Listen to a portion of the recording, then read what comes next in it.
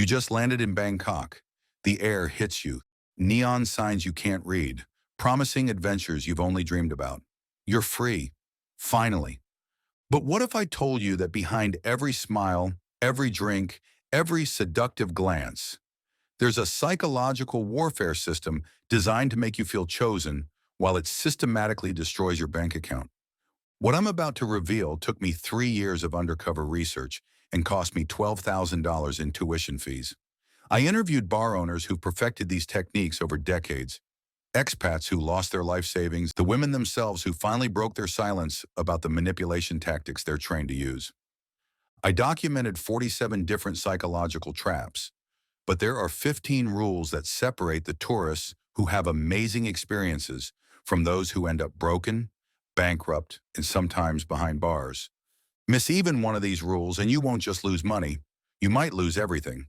But here's what makes this really dangerous, and I'll prove this to you by the end. Most men think they're too smart to fall for these tricks.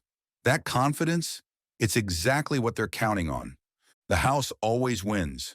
Unless you know the game being played, it's your second night. You found your rhythm now. Walking down Soy Cowboy, past the glowing doorways, each promising something different. The smell of street food mixes with perfume and possibilities. Girls wave from every entrance, but you're selective now. Not desperate like the other tourists. Then you see her, Ami. She's not like the others. Not aggressively calling out, just watching. When your eyes meet, she smiles. Not the mechanical smile you've seen everywhere else. This one reaches her eyes. "You want to come in?" she asks, her broken English somehow making her more authentic, more real. She leads you to a corner booth, the good spot, away from the chaos. Slides in close enough that you catch her perfume. Jasmine. "You different," she says, looking directly into your eyes. "Not like other men who come here." The drinks appear without you ordering. She ordered for both of you. Thoughtful. You talk. She actually listens, asks about your life back home, your dreams, why you came to Thailand alone. Most men, she traces patterns on the table, they only want one thing, but you have good heart. I can see. An hour passes like minutes. She laughs at your stories. Genuine laughter, not the fake stuff. When you mention your ex-girlfriend, she touches your hand sympathetically. "She's stupid to lose you," Amy whispers. "Her loss is how you say, lucky day." Your heart races. This isn't what you expected. This feels real. She leans closer, her breath warm against your ear. "You want to take me out of here?" We go somewhere quiet, just us. Talk more. Stop right there. Everything I just described, it happened exactly as planned. Not by fate, not by chemistry, not by lucky coincidence, by design. What felt like authentic connection was a carefully choreographed performance. What seemed like spontaneous attraction was market research in action. And that special feeling flooding through you right now, that's not love. That's the product being sold. But here's what's truly terrifying, and this connects to something I'll reveal in Rule 7 that will blow your mind. This opening sequence was just her audition. The real performance hasn't even started, because what you think was your choice was never your choice at all. Now, before I break down these rules, I need you to understand something crucial. This isn't just a random list of warnings. These are the exact psychological manipulation techniques that separate the tourists who go home with great stories from those who go home broke, broken, or worse. Each rule I'm about to reveal costs someone real money, real heartbreak, and sometimes real jail time. I've spent 3 years documenting these tactics, interviewing victims, and yes, learning the hard way myself. And here's what makes this information so valuable, but also why most men ignore it. Every single rule seems obvious until you're in the moment, with the music playing, the drinks flowing, and her looking into your eyes. Rule number 1. The free drink is a psychological contract. You sit down. The bartender slides you a drink before you order. "Welcome drink," he smiles. "Free for new customer." Here's what you think. Great hospitality. Here's what just happened. you signed an invisible contract. That free drink triggers something psychologists call reciprocity bias. Your brain now feels obligated to reciprocate the kindness. But more than that, in Thai bar culture, accepting that drink means you're a player now, not just a spectator.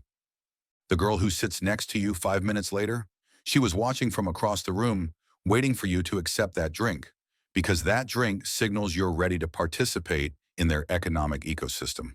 But here's the kicker, and this ties directly into Rule 4, which will shock you. That drink isn't just free. It's an investment in your psychology that will pay dividends all night long. Rule number 2, every touch has a literal price tag. She sits close. Her leg brushes yours. Accidental, natural. During conversation, you rest your hand on her knee. She doesn't pull away. Good sign, right? Wrong. What you don't realize, you just made your first purchase. In many bars, physical contact operates on a pricing structure more complex than a restaurant menu. That hand on her knee, you bought her a drink, whether you know it or not. That arm around her waist during conversation, you just paid her sitting fee for the next hour. Touch her hair while talking, that's intimate contact, higher price tier. I discovered this when I interviewed bar managers in Bangkok. They showed me actual laminated cards, translation sheets for the girls, listing different types of contact and their corresponding mandatory purchases. The psychological manipulation here is brilliant. They let you initiate contact, making you feel like you're in control, while every gesture quietly inflates your bill. Rule number 3, the smile is a trained weapon. She smiles constantly, laughs at your jokes, even the bad ones. You feel like a comedy genius, like you've found someone who truly appreciates your humor. Here's what I learned interviewing 20 bar girls across Bangkok, Pattaya, and Phuket. And this will change how you see every interaction. We practice smiling in mirror every day, one told me. Manager teach us. Different smile for different customer. Shy smile for quiet man. Big smile for loud man. Sad smile when they talk about problems. Another revealed, we learn to laugh even when we want to cry. Because sad customer, no money customer. The smile isn't expressing happiness. It's a sales technique designed to bypass your rational thinking and trigger your protective instincts. But here's what makes this really disturbing and connects to Rule 9 that will make you question everything. Some of these women have become so skilled at manufacturing emotions that they've lost track of what they actually feel. Rule number 4, cash display equals instant target. You pay for the first round with cash. Pull out a thick roll, peel off some bills. You want to look successful, generous. What actually happened, you just painted a target on your back. Within 60 seconds, information spreads through the bar's communication network faster than wildfire. Rich Farang, corner booth, American, generous tipper. The prices just doubled. But more than that, you triggered what I call the wealth test protocol. Everything becomes a measurement of how much you'll spend to maintain the fantasy. Will you buy champagne when she suggests it? Will you pay for her friends' drinks too? How much will you spend to avoid looking cheap in front of her? I track this phenomenon by deliberately varying my spending displays across different bars. Low-key spenders got standard prices and basic attention. Flash cash? Prices increased an average of 340%, and suddenly every girl in the bar knew your name. Rule number 5, drunk tourists are walking ATMs. The drinks keep coming. You're feeling loose, confident. This is vacation, right? Time to let go. But here's what you don't notice while you're getting intoxicated. Everyone else is staying sharp. The bartender nursing the same Coke all night. The girls sipping drinks that look like yours but taste different. The security guys who never seem to touch alcohol. You're getting drunk. They're getting data. Intoxicated tourists make 3 critical mistakes. They spend without calculating, they trust without questioning, and they follow without considering consequences. I spent 2 months tracking police reports in Pattaya's tourist district. Of 127 incidents involving scams, theft, or assault, 93% involved tourists who had been drinking heavily before the incident occurred. But alcohol doesn't just impair your judgment, it makes you desperate to prove you're still in control. That desperation, it's profitable. Rule number 6. Your room key is more valuable than your wallet. Nature calls. You excuse yourself, leaving your drink on the table. She volunteers to watch it. How thoughtful. When you return, the drink tastes slightly different. Sweeter.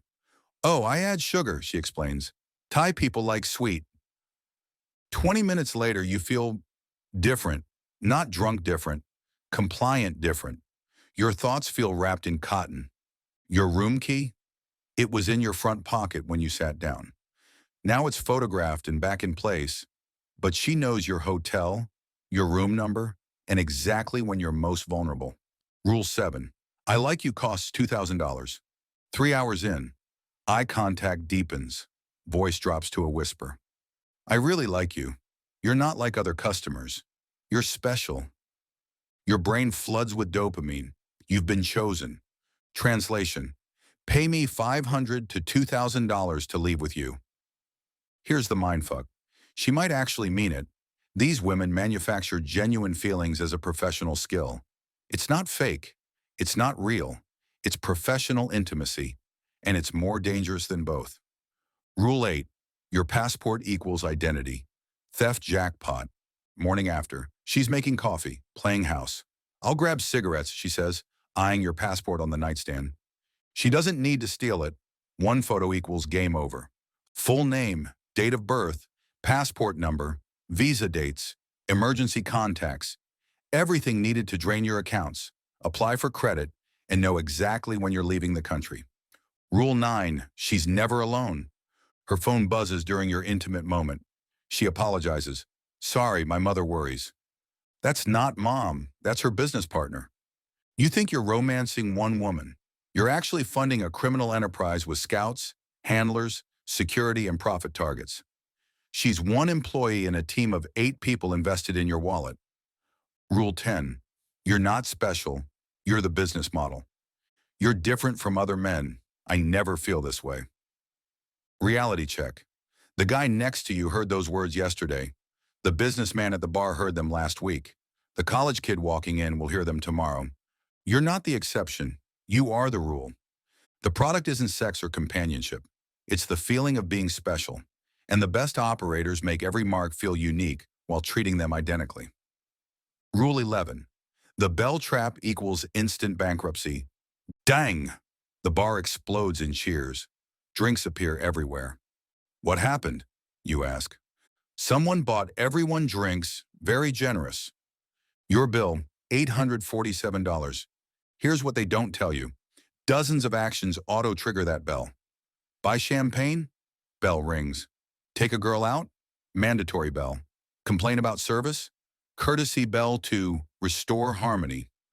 Average bell cost across 12 bars, $400 to $900. Average tourist warning, 0. Rule 12. Every word is evidence. You question the charges. Manager smiles. No problem. We'll check the cameras. Every conversation is recorded, not for security, but for evidence. They have you nodding at champagne, audio of sure whatever when her friend joined, video of you touching her. When you dispute charges, they don't need their word against yours. They have footage of you agreeing to purchases you don't remember. Rule 13. Your gut is screaming for a reason. Something feels off, too convenient, too perfect. She's asking about your finances, hotel, travel plans. Your instincts are screaming warnings. But the music's loud, she's beautiful, everyone's telling you to relax, stop being paranoid. Critical insight. I interviewed 67 scam tourists. Every single one had a bad feeling before things went wrong. Every single one. And every single one ignored it to avoid seeming rude or inexperienced. Your instincts evolved over millions of years to keep you alive. They're not paranoid. They're doing their job. Rule 14. The illusion of control. Every choice tonight felt like yours. Which bar? Which girl? What to drink? How much to spend? That's the genius. Real manipulation is invisible. You chose everything, except none were really choices. They were predetermined outcomes dressed as personal decisions. The most sophisticated manipulation doesn't force you. It creates conditions where you want to do exactly what benefits them most. Rule 15. Confidence is your enemy. The most dangerous tourists aren't clueless newbies. Those guys get basic scams and minor losses. The most dangerous are the confident ones, the experienced ones who think they're too smart to fall for tricks. Because confidence makes you ignore warnings. Experience makes you think you've seen everything. Intelligence makes you rationalize away instincts. The morning after, you wake up, she's gone. Wallet on nightstand, not empty, too obvious, just lighter. Cards remain. Professional work. Phone shows 17 missed calls from unknown numbers. Bank account. 3 ATM withdrawals. 3:47 a.m. 4:12 a.m. 4:33 a.m. Locations you've never been, each hitting your daily limit perfectly. Passport moved from nightstand to bathroom. Every page photographed. Your travel buddy calls, voice shaking. I'm in jail. They say I assaulted someone. I don't remember anything after that third bar.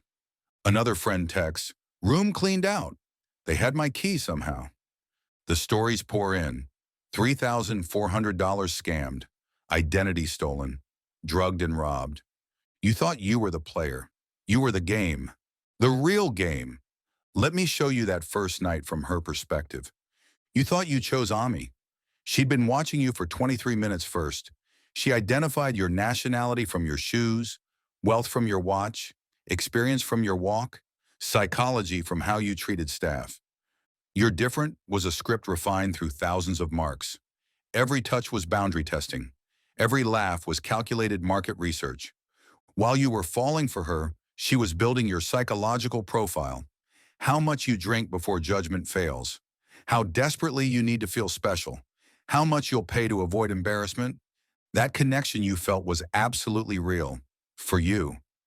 For her, it was Tuesday, the truth bomb. This isn't about shaming anyone for seeking connection. Consenting adults make choices. This is about what happens when military-grade psychological warfare meets basic human needs. 3 years of research, $12,000 in education, hundreds of victim interviews, 47 distinct manipulation techniques documented. The most dangerous tourists aren't those who know they're paying for services. Those guys have boundaries and realistic expectations. The most dangerous are those who think they're getting something authentic, something special, something not happening to 12 other men that same week. Here's your survival kit. Connection is a human need. Never be ashamed for wanting it. In these environments, connection is a product. Attention is a service. Affection is a business model. You land thinking you're writing your own story, but you're not holding the pen. You're just playing the part they wrote. The house always wins, unless you know you're in the casino. Which rule shocked you most? Drop a comment. I reply with insights you won't find anywhere else. If this could save you thousands in your safety, smash that subscribe button. This research needs to reach more people before they become the next cautionary tale.